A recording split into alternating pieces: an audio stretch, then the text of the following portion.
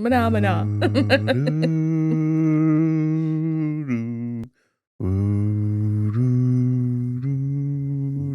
I don't know what you're doing. Haunted Mansion. Oh. That's just the music that plays? You've been on the Haunted Mansion before. I don't know, like maybe 5 times my whole life.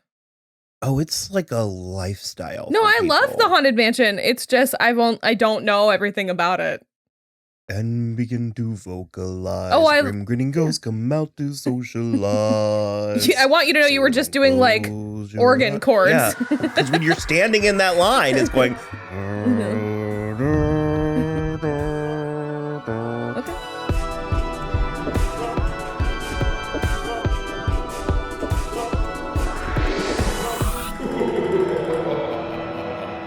Hello, everybody. I'm Will. And I'm Kristin. And this is So I'm Watching This Show, your new favorite YouTube channel where we talk about movies, TV, music, and more.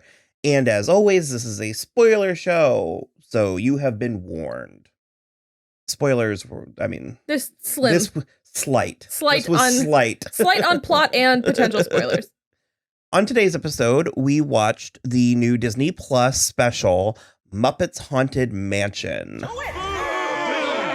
you have anything better to do than boo me? Tough room. Ooh, indoor lightning. I'm not a shrimp. Close enough.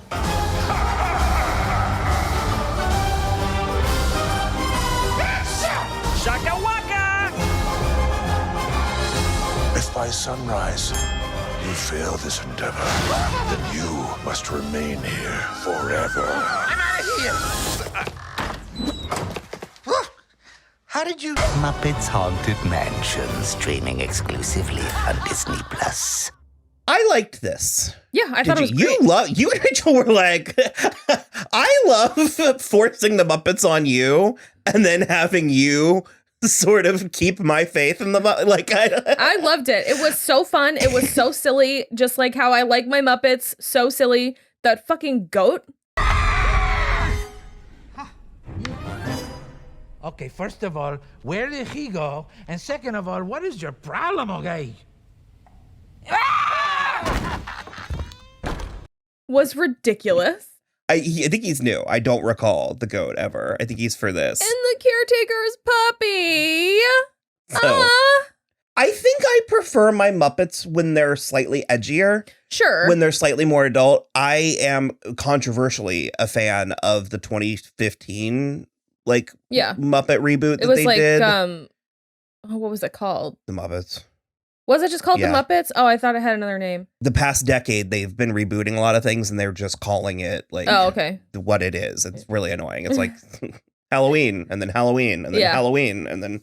And yes, it took that series a couple episodes to find its footing, but the high watermark for me, is, especially taking the classics out, is the 2011 the Jason Muppets Segel one. with Jason Segel. And so this was a little sillier than what I was wanting from it when I put it, because I put it on last night. Okay. And I watched about half of it, and then we ended up watching it again. And I enjoyed it way more watching it with you guys, because you guys were having a good time. This is like demonstrably more for kids than like the Muppet stuff that we like the most. And I thought it was interesting to pair them with Disney's The Haunted Mansion. And it was interesting considering how, every Easter egg, every Haunted Mansion Easter egg was in there. Oh, yeah.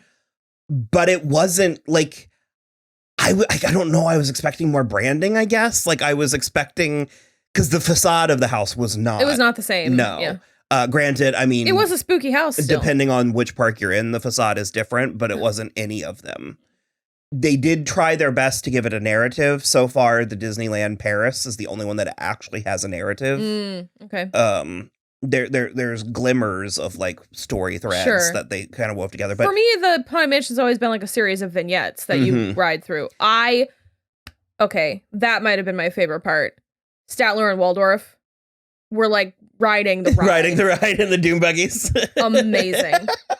So funny, so clever. Again, so silly. I loved it. As soon as I realized, I was like, oh, shit. And they even did the quintessential the ride breakdown. Please stay inside your Doom buggy. Your attention, please.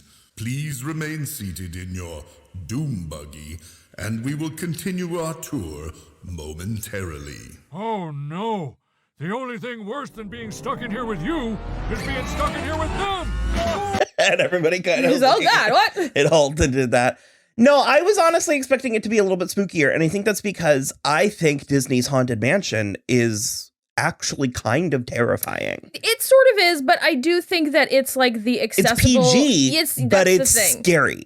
An adult can get scared on that ride. But it's the accessible kind of scary that kids can be fine with. And I think that's the important part, is that like, and this is sort of spooky in a way that kids can be. But it's, no, there's a slight edge in Disney's Haunted Mansion that they really only scratch the surface in this. Like there is a joke. So I had a traumatizing introduction to the Haunted Mansion. My mom had to bear hug me and take me out screaming. And it was several years before I went back on it. It's one of my favorites now, but it was in particular the stretching room.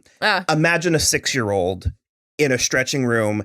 And it was twofold. 6 is maybe too young. 3. It was threefold. It was the realization there were no windows or doors. Okay. Which they tell you. Yeah. The stretching. Yeah. 4-fold. The stretching, wildly unnerving.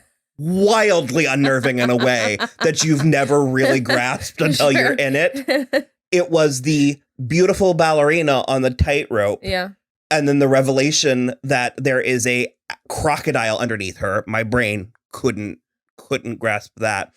And then the ghost host challenges you to find a way out and suggests his favorite way, at which point you look up to the ceiling and there is a body hanging. That's true. Suicide. That's true.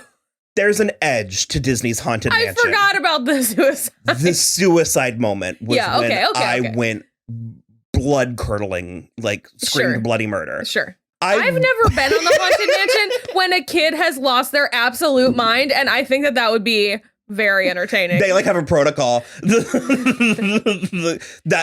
So there's 2 doorways in that room. The one that goes to the ride, and then there's one that goes straight. It meets right where the exit is. Okay. And they never break character ever. Because the like host was like, this way. My mom just kind of like barrel rolled me into it was a lot. And so deep down, I was sort of expecting something a little bit, I was expecting a little bit more of an edge. A little more spooky. I get it. And not to say it didn't have its moments. And again, you're right. Very, very good for kids, for families and stuff. This is like a really good like entry into the like Great Pumpkin Charlie Brown canon and stuff. I like it. The John Stamos monster actually scared me. I did not. I was like, what is your secret, Mr. Stamos? Oh, yes. Come a little closer. Okay. A little closer. Yeah. Not that close. It's bread. Plankton. You ready?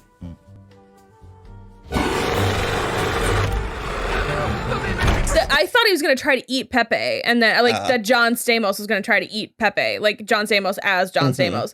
The thing that actually got me a couple of times was that fucking goat. Okay, you and Rachel were delighted. It was delightful. Terrified. The goat eyes. No, the goat eyes are terrifying. Have you ever noticed goat eyes before? Their pupils are rectangular. It's wild. It's really wild. Google goat eyeball and you'll find it, and it's super spooky. There will be 2 points in your life. Before and after. Goat eyes and after. Sheep are the same. It's very odd. It did spook me a couple of times because it just comes on screen and goes, very silly. You guys, what was the other thing? There was another thing that got Rachel. The fish. Yeah, the little French fish. His name was Pee-wee. Bonjour, je suis Pee-wee. Give us a kiss, huh? Okay, this is the creepiest thing I've seen all night. Let's go. Rachel has both. Pepe is her favorite. Yeah. And while, I mean, I don't think there are people that hate Pepe, he doesn't show up at the top of a lot of people's lists. He's a bold favorite. Yeah. But I like that. Especially where I am the most basic bitch in the universe. Do we want to talk about the elephant in the room? What? Oh, it's not you. You don't really have an issue with it. There is a new Kermit voice, and there has been for like a couple years. Although I actually think the Muppets Now, which was medium, Muppets Now was his first. I'm not sure, but people aren't cool with it. Okay, so here's the thing. I remember being bent out of shape when they got a new voice for Arthur and Buster. It was horrible. But I was also like a tween when that happened. Well, and there's so many people that can do spot on imitations. Yeah. It's almost like they make a choice to choose a new take. Sure. Okay. So for me, it's sort of like, remember when, and I think he ended up like acquitting himself perfectly in the movie. But do you remember when they cast Alden Ehrenreich in Solo? And we were like, why are you doing that when that guy from Vine is clearly not busy? And he is so much better at the whole, like, Harrison Ford. I wonder what happened. I hope he's okay. I hope you're doing well out there. Okay. I'm sure you're okay. I hope you're doing well. Doing well, yeah. No, but that's the kind of thing where it's like, I'm totally on your team, where it's like so many people do perfect Kermit impressions and it's not like you're seeing the man's face. It's like even less egregious to pick someone that can actually do it than it was with the Alden Ehrenreich casting. I think part of the issue was that the transition was it abrupt? Well, it was Steve Whitmire. It was Steve Whitmire. The new voice is Matt Vogel. And I feel weird in a place with this type of criticism because Matt Vogel is a human and who landed a great gig. And I wish him, the best. Well, also, I mean, he's been a voice for he did Constantine in Muppets Most Wanted. Hello, Kermit the Frog here. Oh. So, I mean, he's been a Muppet voice for a while. And there's commentary there. Well, sure. To be honest, though, it's the type of thing where it's like, on the one hand, I think that a lot of people will never be satisfied again because it's not Jim. There's like a lot of that must be going on. And then also, I guess for me, I don't watch enough Muppets to have even really noticed a difference. It's noticeable. I believe that it's noticeable, just it didn't really register for me. It was acrimonious. Steve Whitmire, I think he even filed a lawsuit because he didn't know it was coming. And Disney, of course, had to sort of like defend themselves. And some of the stuff that came out, like there was a detail that they didn't like the direction Steve had taken Kermit. It was something about like he had taken Kermit down a negative place, or there was like a negativity or like a. I agree. Yeah. And I liked it. No, that's the thing. Because remember, he was sort of like Liz Lemon in the Muppets thing that we liked, the 2015 Muppets thing that we liked. So he was sort of like in a very sort of harried and henpecked and like exasperated. Yeah. I'm with you. I did kind of like it too. But also like, I don't think he made that choice. I think it was the scripting too. Like he was heavily involved in it. He had like he had gotten producing and all that stuff. And so Matt's performance, and granted, this is that I'm aware of, this is his second thing. Yeah. He's still new, but it's a more generic, I think. It's a more generic character. Sure. But I'm having that issue with Disney's current iteration of the Muppets, is I'm finding them to be slightly more generic, and this is up to and including even aesthetically. There was a real CGI sheen to this entire thing. I don't hate it. No, yeah. I don't hate it. I kind of like it, but it does leave me feeling conflicted because there was such a tangible aspect when dealing with puppets. I totally agree with you, because that also is like the Jim Henson, like the Henson Company, their whole deal is like tactile, practical effects and like physical puppets you can touch. That being said, the little ghosties were my favorite. Well, and they were. They were real, but they did do something to their, like, the edges of their sheets. And it was, because they were actually, they've been in the old show. Yeah. But they look slightly different in the old show. But, and I want to stress this again, I don't hate the CGI. I just am unsure if we've found the right balance. Sure, it did feel like too much. That monster at the end, which was also terrifying at the bottom of the staircase, was entirely CGI and very, very flat. Like it was very flatly animated. And with this note, I don't know if I hated it or like, I'm not sure. But I was unsure. But the point is that it could easily have been a puppet. We could easily have made that puppet. That's like not a like a total issue. Matt Vogel also does Uncle Deadly. Yeah. since Muppets Now. It was light on the actual Muppets that we know, especially Piggy, which we frequently say this wasn't my favorite usage of Piggy. I don't know. She was Madam Pagoda. Leota, yeah. And I'm 99.9% sure that woman that came in to clean the crystal ball is the current face of Madam Leota. There's a smudge on the crystal again. Yes, madam. Yes, madam. Thank you. Ow, for crying out loud. Okay, because I looked her up and I didn't know her from anything. She's the daughter. So her name mother is Kim Irvine. The maid. Yeah. Yeah. I cannot remember what her mother's name was, but if my Disney history is correct, her mother was the original face, and I think I think she just is a normie, is a normal person that they bring in to continue her mother's legacy. She's an Imagineer. Yes. So then I was correct. Yeah. I couldn't remember if she was an Imagineer. Yeah. The daughter of Imagineer Leota Toombs, best known for the attraction, for providing the face of Madame Leota and Little Leota, the latter of whom she also voices. Because of this, Kim Irvine will provide her own face for the Leota characters for additions such as the seasonal Haunted Mansion holiday overlay. Mm-hmm. Kim also appears in Muppets Haunted Mansion. So she's no Jennifer Tilly. That's all I'm saying.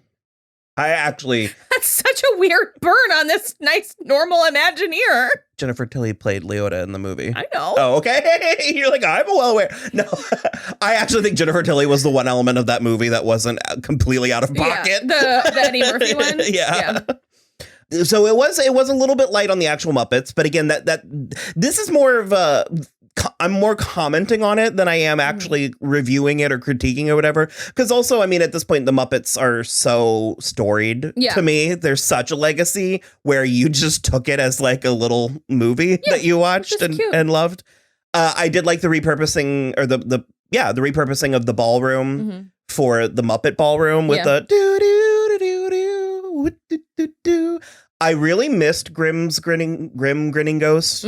I always thought it was Grimm's Grinning Ghost. We got a slight interpolation or refrain of it in that first number that Darren Criss did. Sure. Yeah. That, I think, was the most effective of the three new songs. Yeah, I kind of also expected there to be more singing. Yeah, there's only 3. But it is only an hour, so it's like not... 49 minutes. Yeah, so... Brisk. Yeah. I thoroughly enjoyed all of the Haunted Mansion Easter eggs, which I said I think they got every single one in there. Yeah, at least. But the tombstones were real. Fun use of cameos. No shade whatsoever. Some of them were unrecognizable. The busts were all unrecognizable. A lot of people didn't. Yeah. No, I recognized. I mean, because it was Craig Robinson, Justina Machado, Sky Jackson, who I've never heard of. She's the one that you would know her if I showed you her memes. Oh, okay, and then Pat Sajak was one of them as well. I recognized Alfonso. I recognize Chrissy Metz. I recognize Sashir Zameda. Yeah. I thought they were really good. The Chrissy Metz was actually really funny. And I love Darren Criss. He was actually good in this. I like Darren Criss fine. He was good in this. And you're right, the dog, because the dog in Haunted Mansion it's a very upsetting animatronic.